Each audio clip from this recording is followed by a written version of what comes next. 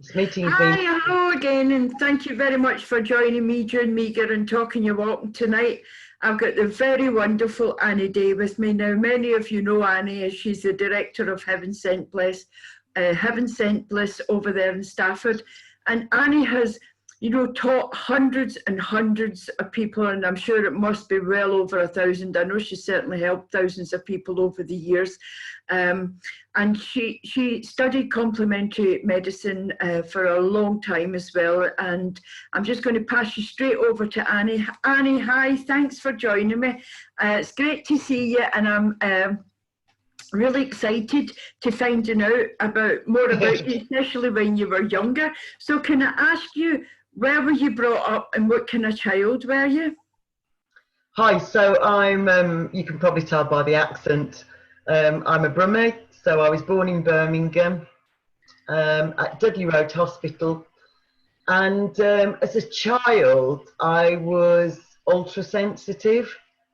And it meant that I would go through periods of not understanding that I'm an ultra sensitive empath.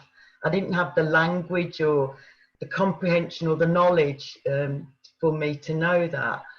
But I know there were many times that I felt exceptionally sad or very cross with no, physical reason for me to feel like that. And it was only many years later that I realised I needed to protect myself from other people's energies. But I was a very lively child. I did a lot of singing, a lot of dancing. And yeah, I just had a lovely time with my family who were also into singing and dancing. And it made a really huge difference to the way I've developed as a goddess, basically, because they gave me that real love of beautiful music of all different genres. But yeah, I was very blessed to be born into this family. Oh, and that sounds really wonderful. And so as you went into being a teenager, then what happened? At school, did you, like any particular subjects, or did you leave school and go into study, or couldn't you wait to leave school? Well, the subjects that I really loved were English language, surprisingly. For those of you who know me, will know that I'm a sapiosexual, so I get really turned on by language and articulation. It really does the trick for me. I'm very interested in not only the English language, but all other languages as well. And I think I've become aware over the years from being a teenager how much is involved with telepathic communication and also with body language, smiling, eye contact. They're all very potent forms of communication. So yeah, I think as a teenager, that realization was really coming through. So your first sort of job when you left, what was that about? What did you do then?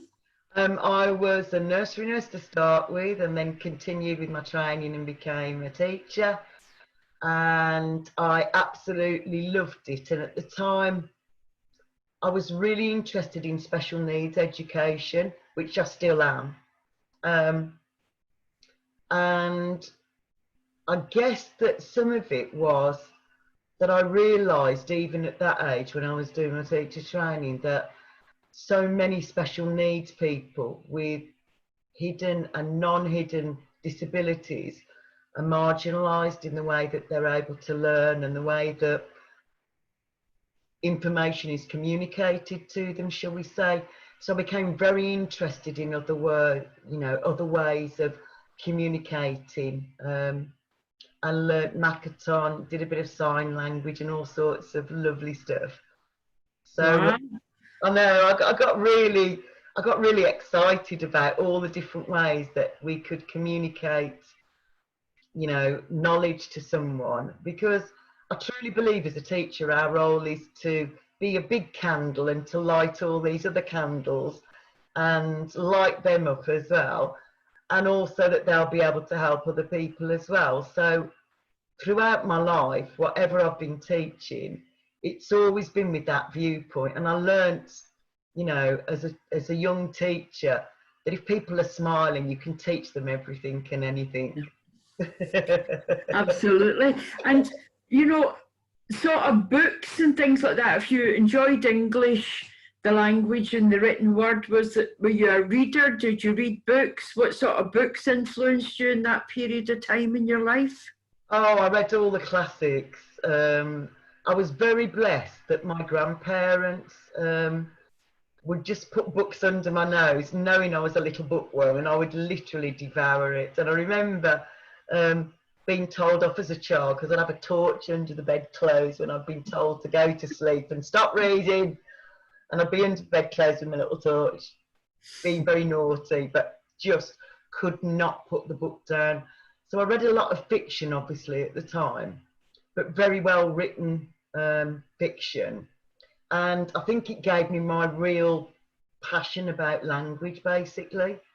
I absolutely love language, and it's fairly apparent I'm a sapiosexual. I get really turned on by luscious language and by the way that people, you know, articulate, basically. So I think all of that helped me to be a really good teacher. Yeah. And, you know, that's, you did that for how long? And you know, when did you give up teaching? How did you give up teaching? Oh, well, the universe and its infinite wisdom, although I was a very good special needs teacher, I was working in an early years unit, decided that I'd got other talents that I needed to bring forward. So I demonstrated a star jump from a vaulting horse. And the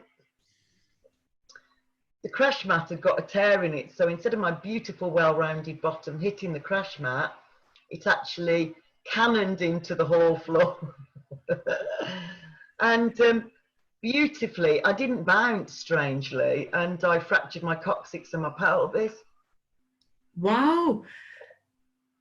Painful. Oh, massively painful. I can't even describe in words how dreadful it was. Coupled with the fact that I was made redundant as soon as my sick note went in to the LEA saying that I wouldn't be fit for work for 6 months.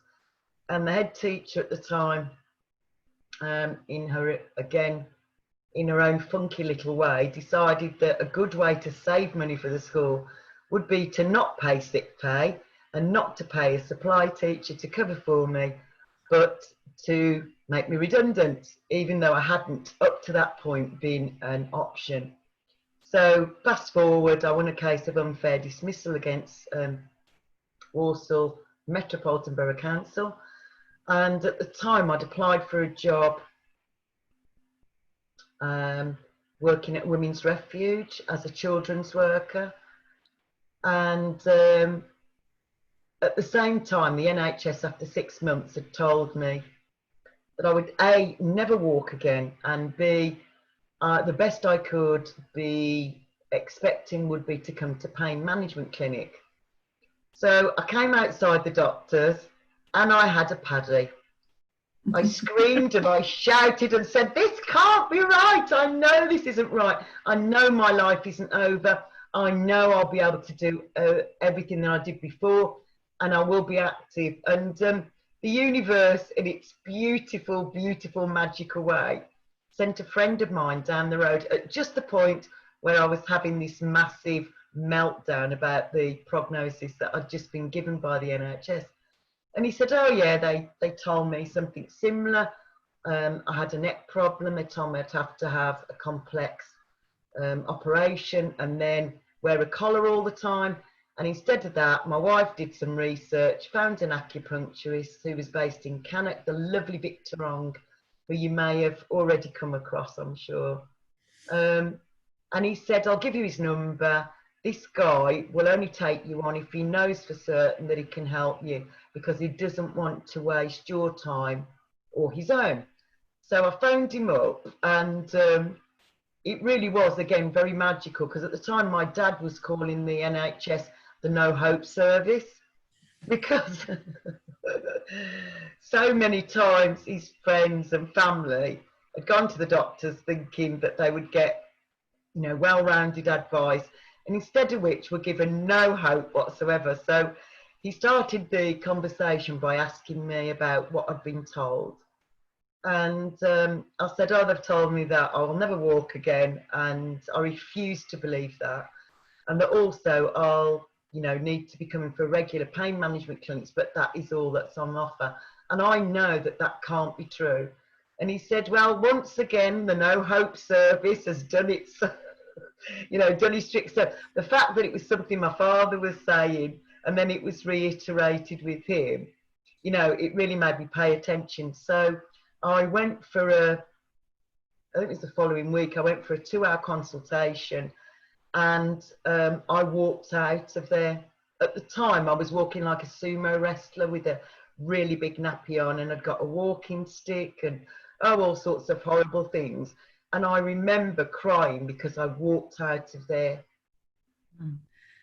That must have been a life-changing experience, Annie, because, you know, I would imagine to get a prognosis like that and then go through all the emotional turmoil that would bring about your fears for the future, and then walking out. So from having a massive party to having this massive celebration. Yeah, absolutely. I couldn't believe it. And I'd started working at a women's refuge, working for children in need and comic relief I was funded by, which for me was just so fitting. I am a person who giggles and laughs all the time and smiles all the time. So the fact that I was funded by these two lovely organisations, especially Comic Relief, I do really think laughter's just the most potent medicine, isn't it? So yeah, I started working as a children's worker, and as most violence happens in the evening, I wanted to be able to help the women and children with a range of benefits that they could do for themselves to empower them, but also something they could do whilst I was off duty. So I went to Cannock College and learnt aromatherapy massage, and every Monday morning, it was Saturday morning course, I'd come in and I'd teach the women and the children what I'd learned that week. And it went on, and the more I learnt, the more my thirst to learn more became, you know, it became much more. And it was really infection, because the other professionals that used to come into the refuge, as well as the women and children and the staff, were going, oh, I'm going to have a look at that, and I want to learn this, and I want to learn that. And, you know, it really inspired and empowered not only myself, but other people. And it worked beautifully for 5 years, and then we lost the funding. And then at the time, a close friend had been diagnosed with cancer, and she'd asked me would I nurse her through that. And it was the most joyful, most freeing, liberating experience of my life. It really was a game changer for me in every conceivable way, because one of the things she was telling me continually was that we have to accept that death is part of life, and that she could have had chemo, she could have had radiotherapy, but chose not to, because she said that she wanted quality of life, not quantity of life. So actually I learned so much from her and from taking care of her. It was so much laughter medicine. It was just a real honour and a privilege to be part of, you know, that very significant part of her life. Yeah. So when she died, again, the universe intervened beautifully. I was chatting to a friend in the kitchen and said, I'm going to actually finally start Heaven Scent Bliss, but I want to volunteer at a hospice, because I know all the skills and all the knowledge that I've learned should not be, you know, shouldn't be wasted. It should be put to good use. So I'm going to apply to a hospice and see if I can work, I don't know, 1 day a week or something like that as a volunteer. So this same friend phoned me up the next day and said, I don't believe this. Well, I do. I was looking in the Express and Star for a job for me. Compton Hospice wants a complementary therapist, and they must be able to do massage, aromatherapy, reflexology, Indian head massage, Reiki, da, da, da, da, da. You've got to apply for the job. So I applied for the job, and this was so beautifully orchestrated by the fairies and the angels, because when I went to the interview, I was told that they'd already got an internal candidate that had been doing the job for some time, and they needed to flag that up to me. So I thought, well, if nothing else, it's interview practice, isn't it? And, you know, maybe I'll do it again in the future. So imagine my surprise when they phoned me up in the afternoon and said, you are the successful applicant. Oh, yes. I know. I was so excited. It was so, you know, wasn't expecting that outcome at all. So I realised within only a couple of weeks of working for the NHS as a hospice that lots of oncologists, particularly, and doctors, consultants and nurses had either no experience of complementary medicine or were just very set against it. They were quite, you know, steeped in allopathic medicine and weren't prepared to look at natural medicine. So I am an inspirer and empowerer. That's my kind of core energy, really. So I called a lunchtime meeting with all the staff and said I wanted to talk to them about aromatherapy. Didn't tell them anything else. Decided that I would do no research because there'll always be counter research, and I didn't want to go into arguments about it. I wanted them to have experiential learning. So on this lunchtime, I paired all the doctors up and nurses, or asked them to pair themselves up, explain briefly what I considered to be, from anecdotal sources, some of the things that it was particularly good for, particularly in a hospice setting. And I took ready blended oils in and I gave them a handout with the instructions on, but I said, you don't need to look at it because I'm going to talk you through it and I'm going to do a massage. So the person that didn't give me eye contact, how dare he not give me eye contact? I decided that I would ask him to be my case study. So I massaged this doctor's hands, got the other doctors and nurses to swap over halfway, and I got really good feedback from it, because you may be able to deny whatever I'm saying to you in the way of research, but you cannot deny what your senses are telling you. You just can't, can you? So experiential learning's the best way of learning stuff like this. So when I'd finished, I collected all the towels up and the aromatherapy oils, and this oncologist said, can I have a word with you? And I was thinking, uh-oh, now what is it? What have I done that he doesn't like? He said, I have to thank you so much for choosing me as your case study. This morning, before I came to work, my wife told me that she's leaving me for another man and she wants to take my children to a different country. Although I've only had half an hour's aromatherapy massage, I feel hopeful that this can be resolved and that we can. I don't feel like I'm so in shock as I was. I do know that there's an awful lot of things to sort out, but just you giving me that half an hour's aromatherapy hand massage has made a massive difference. And I want to apologise to you and all complementary therapies, because in the past, when my patients have asked could they have complementary medicine, I've said no, not at all, because I was scared of litigation. Wow, what a compliment. And what an admission. Absolutely. He was very honest, because he need not have told me any of that, had he at all? No, no. Oh, that's fantastic. So how long did you stay at the hospice? I stayed there for 5 years, and I'm going to just précis the story so it doesn't take up too much time. But basically, I wasn't in agreement with not hugging patients. I'm sorry, but I couldn't be in agreement with that. Physical touch is the primary sense, isn't it? When we're in the womb, we feel every time somebody touches our mum's tummy, then we feel that. And the first thing we do with the newborn baby is to hug them. So, you know, I know that that's really important. So I was told countless times not to hug people. And I said, I don't know how you expect me to do aromatherapy, massage, reflexology, Indian head massage. I can do all of that, but I cannot give people a hug. I don't know why you would say that I can't do that. So it was not only the patients, but we were told not to do it to the patients' families. And so I was completely at odds with that, completely at odds with that.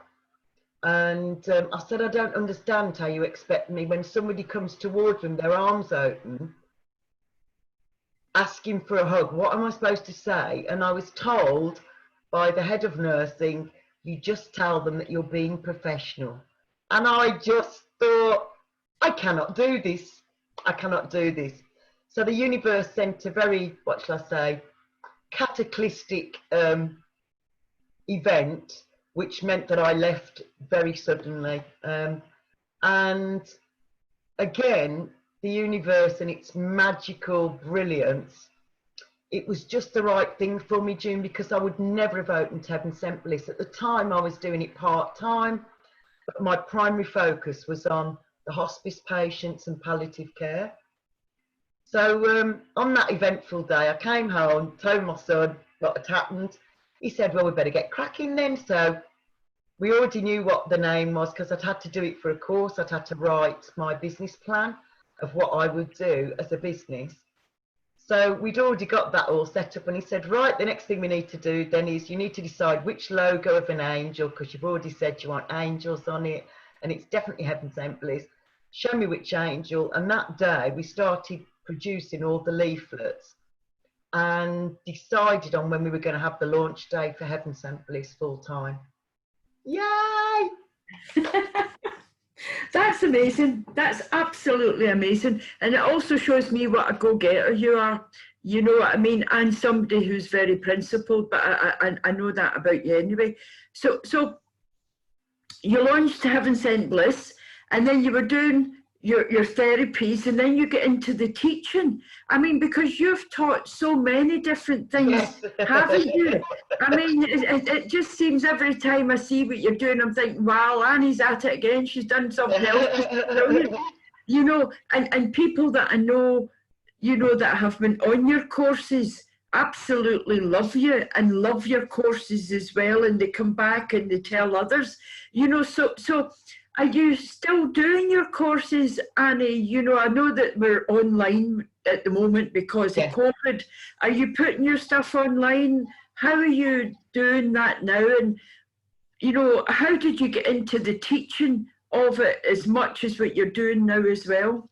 Well, again, in 2006, I was observed, I was teaching for a private academy in Lichfield, and Joy Peace, who later became my line manager for South Staff College, said, can I come in and just observe you? And I was like, yeah, that's fine.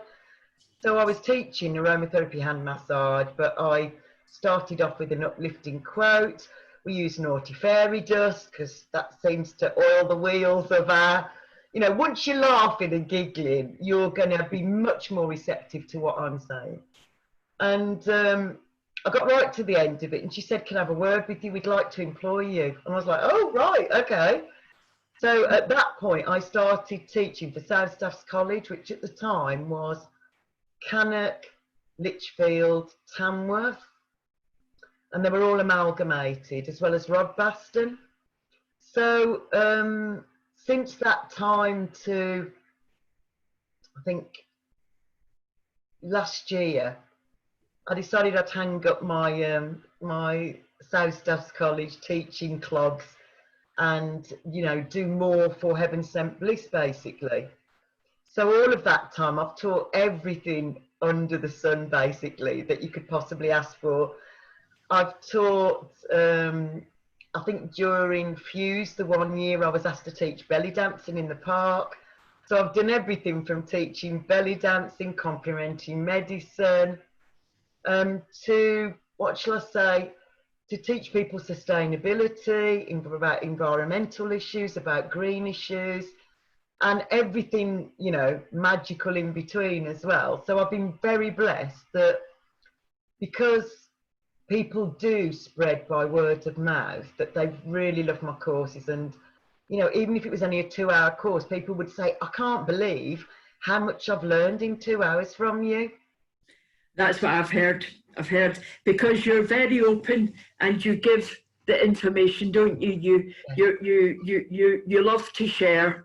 Yeah. What you do, don't you? And it's obvious. I mean, it's obvious that you love what you do. So now with COVID,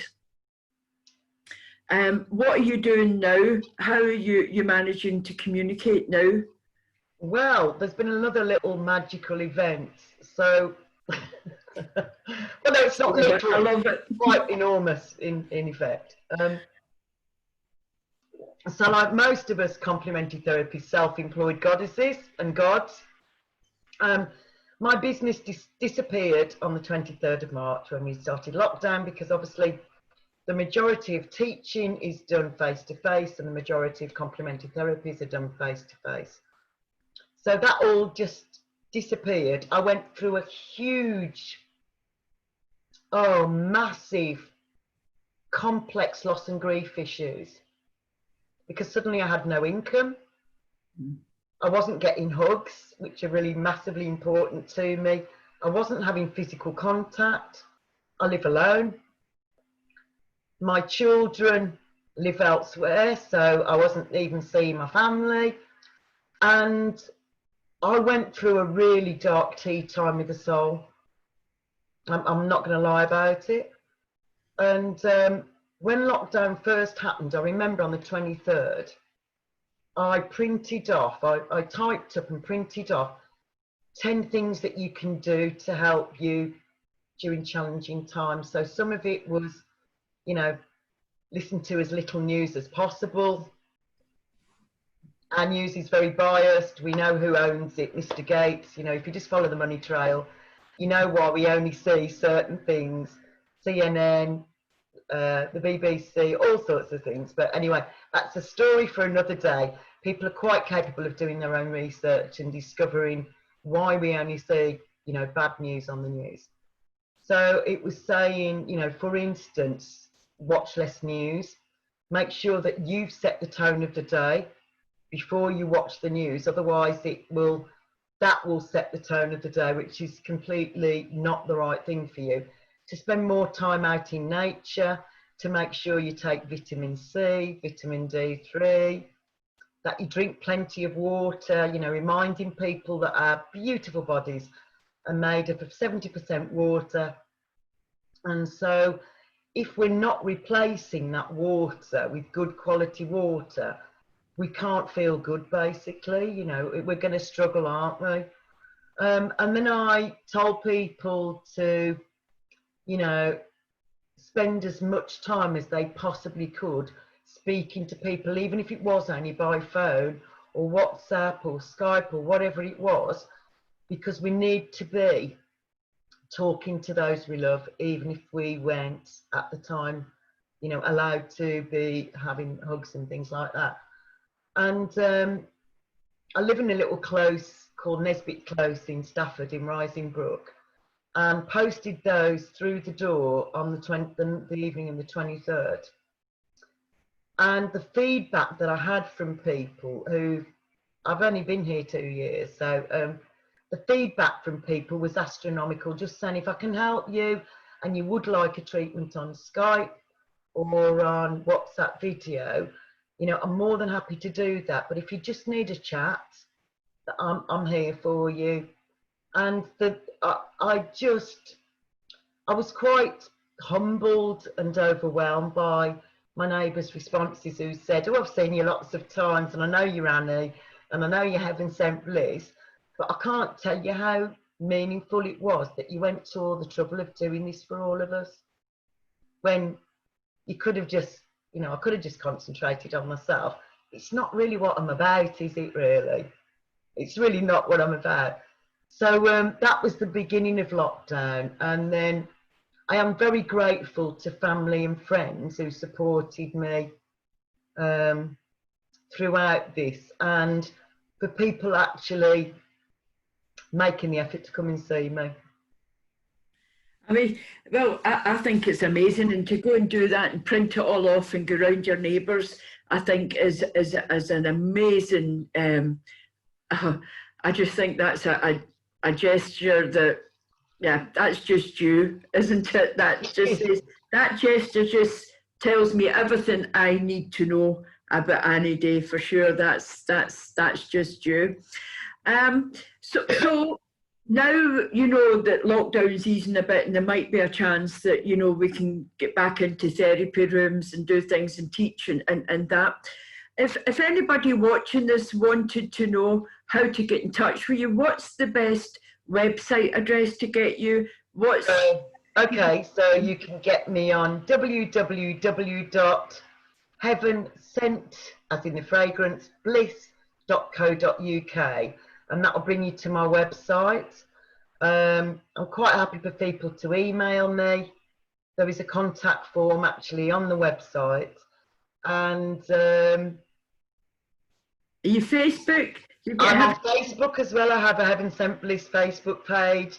I have an Annie Day page. How else can you get me? You can get me on WhatsApp. You can get me on text message by Messenger, which is how we communicate mostly, isn't it? And yeah, I'm delighted that I will be running Heaven Scent Bliss and will be doing all the courses again. I had taught, I've been doing this for many years. I've been teaching globally via Skype, and I've taught everything from seashell healing, shamanic healing, but I've also done lots of therapies as well. I'm a kinesiologist, as you know, so I've done kinesiology treatments via Skype to the Netherlands, the USA, Australia, France, Canada, prior to lockdown. So I have still done some treatments via Skype and also via WhatsApp as well. So that is still an option. I'm also working part-time for, again, the universe is magical, isn't it? I was applying for all sorts of jobs to sustain my beautiful self, to have some sort of income. So I applied for shelf stacking, warehouse cleaning, anything I could possibly do, basically. And then my son helped me to redo my CV, and then I started applying for care jobs. And I'm currently working part-time, and I absolutely love it, for creative support in Rugeley. So I'm working with the people have mental health issues as well as physical disabilities. And June, I absolutely love working there. I don't want to stop working there when this is over, because I know I make a big difference to people's lives there. But also, so many of my patients, my family, my friends, even my accountant have said, please don't give up Heaven Scent Bliss. I really need you, particularly after this. And I know that for many of us, this has not enhanced our mental health issues. So I know that I really want to help people that have had a tough time during this extraordinary situation that we find ourselves in. Well, I hope you keep on doing your courses and your workshops and your talks and everything else, because I know how valued you are by those who know you, and people do love you, Annie, because of the person you are, because you're all from the heart. You always have been, always have been. So all I can say is, I really hope I get to see you soon again. It's been a while.